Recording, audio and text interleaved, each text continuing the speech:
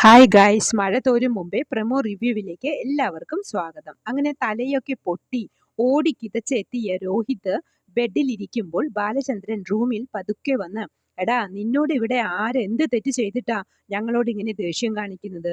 ഇവിടെയുള്ളവർ ആരും നിന്റെ ശത്രുക്കളല്ല എന്ന് പറയുന്നത് കേൾക്കുന്നുണ്ടോ എന്ന് പോലും അറിയുന്നില്ല. രോഹിത് ഒരേ ഇരിപ്പാണ്.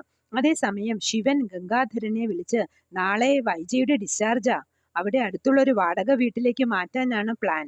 നമ്മളത് അനുവദിക്കണോ എന്ന് ചോദിക്കുമ്പോൾ അത് ശരിയായ നടപടിയല്ലല്ലോ എന്ന് പറയുന്നുണ്ട് ഗംഗാധരൻ.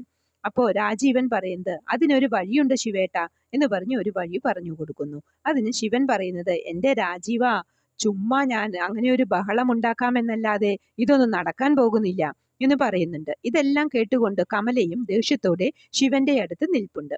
പിന്നീട് അലീന രോഹിതിന്റെ മുറിവ് തൊട്ടു നോക്കുമ്പോൾ, നിങ്ങൾ ആരും എന്നെ തൊടണ്ട എന്ന് പറഞ്ഞ് കൈ തട്ടി മാറ്റുന്നു. പുതപ്പ് പുതച്ചുകൊണ്ട് കിടക്കുന്ന രോഹിതിനെ എങ്ങനെയെങ്കിലും അലീന പതുക്കെ മുറിവിൽ മരുന്നൊക്കെ വെച്ച് കെട്ടി കാവലിരിക്കുന്നുണ്ട്. താഴെ മനു ബബിതയോട് പറയുന്നത്, അവൾക്ക് നിങ്ങൾ ആരോടും ഒരു ദേഷ്യവുമില്ല.